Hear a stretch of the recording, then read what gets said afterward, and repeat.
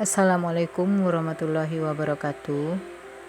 Jumpa lagi dalam rintihan kehidupan episode kelima dengan judul episode hidupku.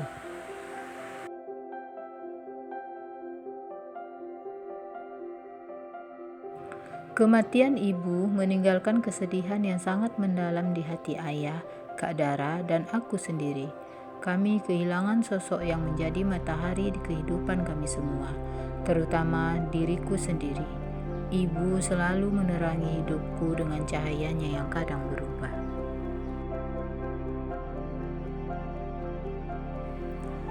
Cahaya mentari di pagi hari begitu menghangatkan menyapa semua penghuni bumi. Matahari bersinar dengan perlahan, menghangatkan pagi yang masih disirami embun pagi. Dengan perlahan, mentari memberikan kehangatan cahayanya agar seluruh makhluk di muka bumi ini bersemangat menyambut datangnya hari.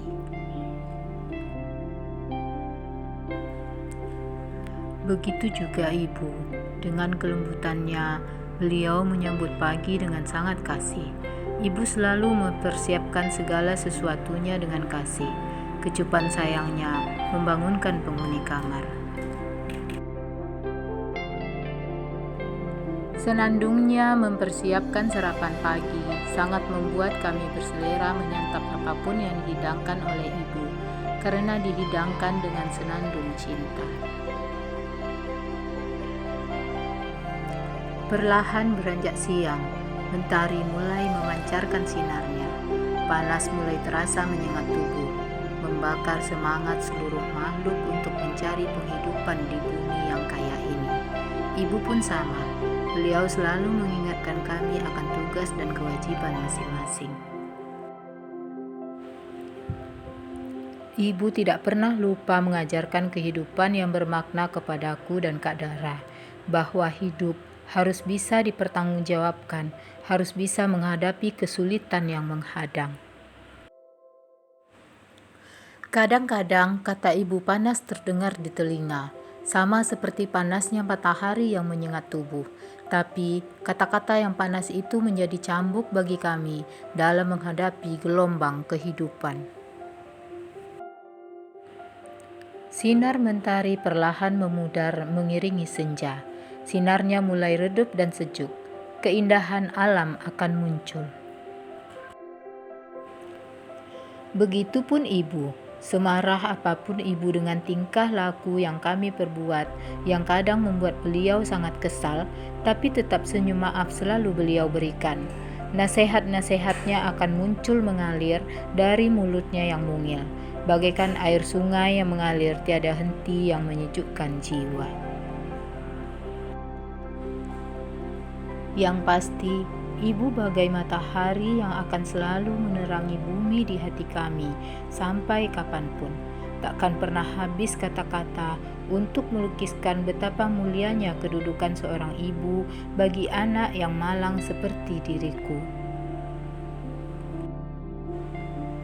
Masih terbayang bagaimana bahagianya hati ibu membawaku tanpa lelah bermain apa saja yang kuinginkan. Selama hidupku, baru kali itu aku melihat ibu tertawa lepas dan bahagia. Ternyata itulah kebahagiaan terakhir yang ibu perlihatkan kepadaku. Sepertinya ia meyakinkanku bahwa ia akan selalu bahagia. Mudah-mudahan arwahnya ditempatkan di tempat yang baik, ya Allah. Amin. Tanpa terasa, air mataku menetes kembali seakan tak mau berhenti. Aku selalu teringat ibu. Aku tak bisa melupakannya. Selama ini, tiada orang lain selain ibu yang selalu menemaniku. Tapi kini, aku terlalu larut dalam kesedihan. Rumah seperti tidak mermaya. Semuanya dingin tanpa ada tawa dan canda. Orang yang datang silih berganti mengucapkan belasungkawa beranjak pergi. Tinggal aku dan ayah yang seperti tak tahu apa yang harus dilakukan. Ayah selalu mengurung diri di dalam kamar, menyesali apa yang terjadi. Sementara aku seperti anak ayam yang kehilangan induk, tak tahu apa yang harus dilakukan. Kadang aku menangis, kadang aku bengong, kadang aku bermain seakan-akan ada ibu yang selalu menemaniku. Kak Dara walaupun dengan berat hati terpaksa meninggalkan kampung kembali ke tempat kerjanya karena sudah terlalu sering ia tidak bekerja sehingga gajinya dipotong oleh bosnya sesuai kontrak kerja yang disepakati. Larut dalam kesedihan membuat ayah seperti orang linglung. Hingga sebulan setelah kematian ibu, adik perempuan ibu datang ke rumah. Percayalah Bang, percayalah padaku. Hidup tidak berhenti sampai di sini. Roda kehidupan terus berputar. Sampai kapan abang akan terpuruk seperti ini? Aku tahu yang abang rasakan. Pasti sakit rasanya kehilangan orang yang kita cintai. Apalagi abang baru berkumpul dengan Kak Aida. Tapi kehidupan tetap berjalan abang. Nuri harus mengejar impiannya. Dia tidak boleh menjadi korban karena kesedihan abang yang berlarut-larut. Apakah abang tidak ingin Nuri mempunyai masa depan yang cemerlang? Tolong dipikirkan baik-baik abang. Teh Ira mencoba memberi pengertian kepada ayah yang termenung tanpa kata-kata. Teh Ira adalah adik kandung ibu satu-satunya. Beliau bekerja sebagai seorang guru SD di kampungku. Dia tidak mempunyai anak. Melihat keadaan kami, beliau memaksa hendak membawaku bersamanya agar ayah bisa kembali bekerja dan melanjutkan kehidupannya. Begitupun diriku, bisa sekolah di tempat Teh Ira mengajar yang tak jauh dari rumahnya.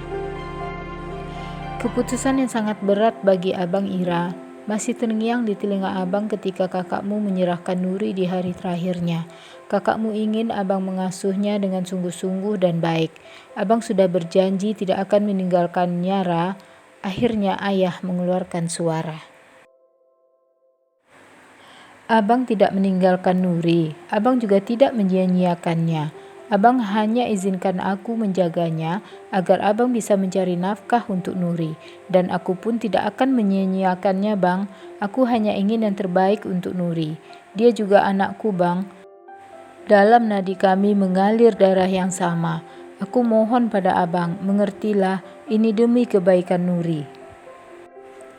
Aku tahu apa yang dialami Nuri sangat menyakitkan, Bang. Dari kecil dia tidak pernah bahagia. Dia tidak pernah mengenal ayahnya.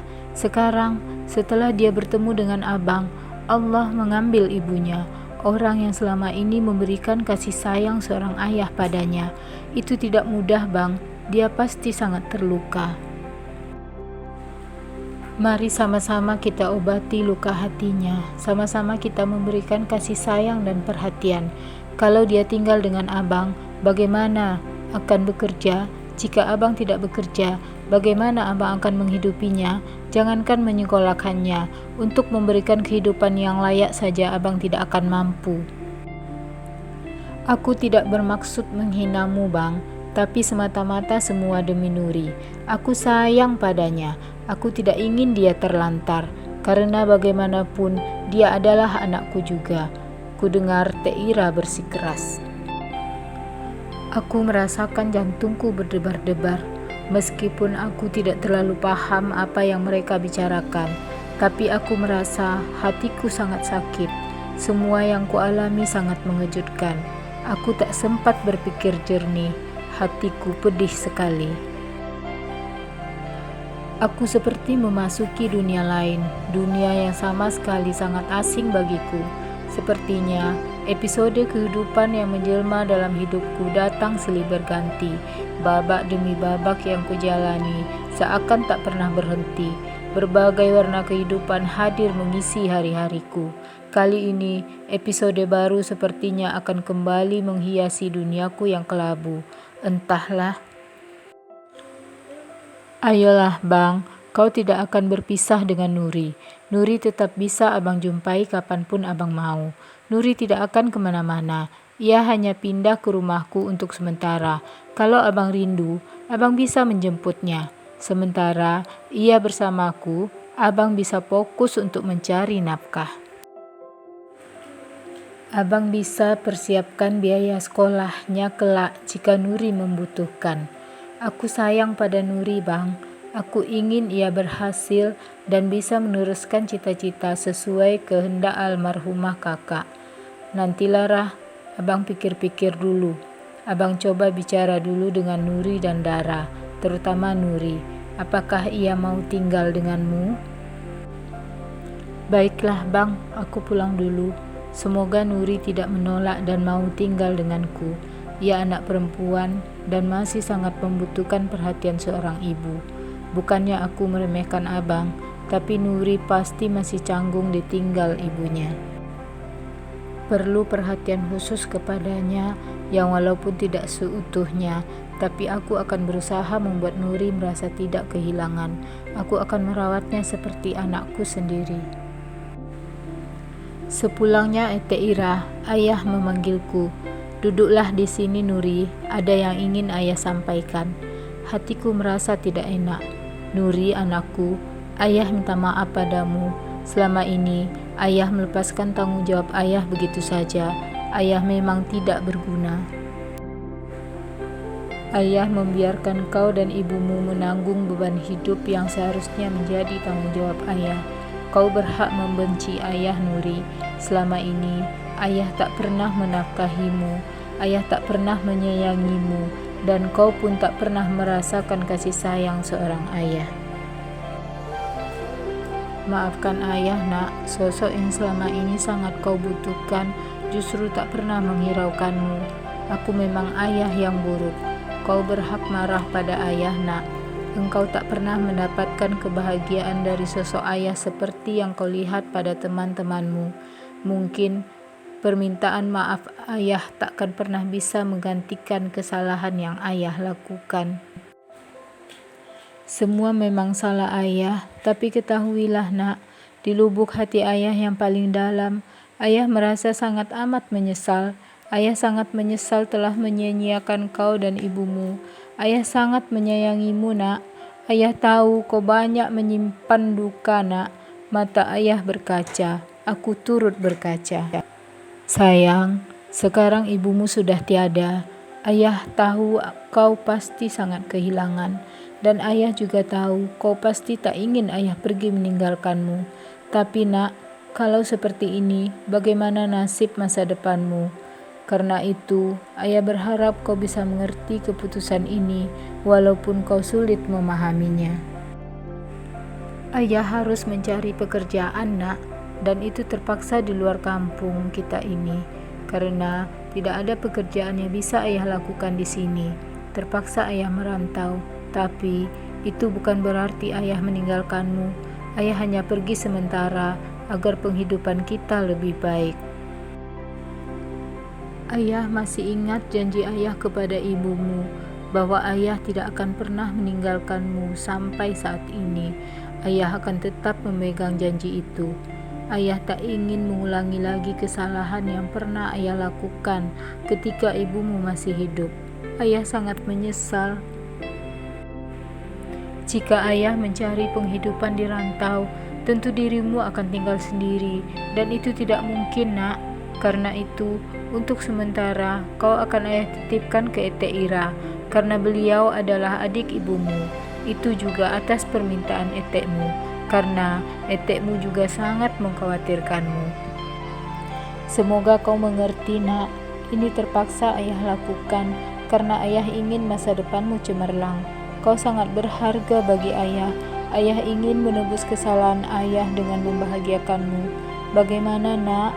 Ayah mengusap kepalaku dengan lembut. Usapan jemari ayah sangat menusuk hatiku. Aku tak mengerti apa yang sebenarnya terjadi. Perkataan ayah hanya bagaikan palu yang membuatku pusing. Tapi kurasakan hatiku sangat perih, sakit sekali. Berat rasanya aku menjalani hidup ini. Apakah aku akan sanggup? Yang jelas, dengan refleks kepala mungilku hanya mengangguk. Tak terasa air mataku mengalir deras, seakan-akan merasakan hatiku yang perih. Ayah langsung memelukku dengan erat. seakan-akan tak ingin melepaskanku. Beliau langsung menangis. Aku tak tahu mengapa ayah menangis. Yang pasti, hati kami sama-sama pilu. Mungkin sakit yang kurasa menusuk hatiku juga dirasakan oleh ayah. Sakit sekali. Ya Allah, kuatkanlah hati kami. Keesokan harinya, ayah mempersiapkan segala sesuatunya. Ayah sudah memasukkan segala keperluannya ke dalam tas yang akan ia bawa. Begitu juga tasku, sudah dipersiapkan oleh Teh Ira. Pagi-pagi, beliau sudah ada di rumah membereskan segala perlengkapanku. Ya, hari ini adalah hari di mana aku akan berpisah dengan satu-satunya orang yang saat ini paling aku sayangi. Kasih sayang dari seorang ayah yang baru aku dapatkan, sekarang harus kulepas lagi. Sungguh sangat berat hati ini melepas ayah yang akan pergi, tapi aku tidak punya daya upaya untuk menahannya. Mungkin ini takdir yang harus kujalani. Nuri, anakku sayang, ayah berharap kau tidak marah, nak. Percayalah, ayah juga terpaksa. Ayah tidak sanggup harus meninggalkanmu, tapi hanya ini jalan satu-satunya, nak. Semua ini demi masa depanmu. Sambil terisak, ayah memelukku. Di teras rumah, aku dan Teh Ira melepas kepergian ayah. Sayang, doakan ayah berhasil. Kita akan berkumpul kembali. Ayah, Nuri ikut. Refleks aku memegang tangan ayah. Ayah langsung memeluk tubuhku yang mungil. Langkah ayah semakin berat meninggalkanku. Beliau menciumiku, berurai air mata.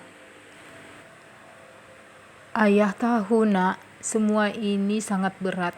Ayah juga tidak ingin berpisah darimu. Tapi, percayalah, secepatnya ayah akan kembali. Semoga Nuri mengerti. Walau sulit bagimu, tapi ayah janji, ayah akan sering menengokmu. Ayah mengusap kepalaku dan melepaskan rangkulannya, seakan-akan tak ingin berlarut-larut. Ia melepaskanku dan melangkahkan kakinya menuju jalan depan rumah. Ayah, Nuri ikut. Aku berteriak memanggil ayah. Ayah, aku ingin berlari mengejar ayah yang semakin menjauh. Tapi Teh Ira menahan tubuhku. Semakin aku meronta, semakin Teh Ira menahanku. Akhirnya, aku pasrah memandang tubuh ayah yang semakin jauh. Beliau tidak berpaling lagi. Seakan beliau tidak ingin melihat aku yang menangis. Mungkin beliau tak sanggup meninggalkanku. Kepergian ayah membuatku sangat sedih. Hatiku meronta. Aku bingung kepada siapa aku akan mencurahkan hidupku. Orang yang aku sayangi perlahan-lahan direnggut dariku. Aku bagaikan anak ayam yang kehilangan induknya. Tak tahu kemana hidup akan membawaku. Hatiku hancur berkeping-keping. Sekarang aku hanya bisa pasrah kemana nasib akan membawa hidupku. Teh Ira pun berkemas dan mengunci rumah kenangan yang hanya bisa kupandangi dengan nanar. Semua kenangan-kenangan manis yang bermain di mataku ikut terkunci di dalam rumah itu. Baru kemarin rasanya kenangan manis bersama ayah dan ibu kurasakan. Sekarang hanya tinggal kenangan. Aku akan tinggal di rumah Teh Ira. Aku akan memulai lembaran baru dari hidupku. Episode yang sudah kulalui menyisakan babak-babak yang berwarna. Segala rasa yang kulalui bersama ibu akan terkunci dalam episode sebelumnya dan tertutup rapi dalam hati ini. Aku akan mulai episode baru bersama hatiku yang terluka. Entah sampai kapan ujungnya. Yang pasti, aku melangkah mengisi episode baru hidup ini menuju episode terakhir yang kunantikan. Entah sampai kapan. Semoga hari esok lebih baik dari hari ini. Demikian episode hidupku dalam rintihan kehidupan. Nantikan episode berikutnya, kehidupan baru. Terima kasih. Assalamualaikum warahmatullahi wabarakatuh.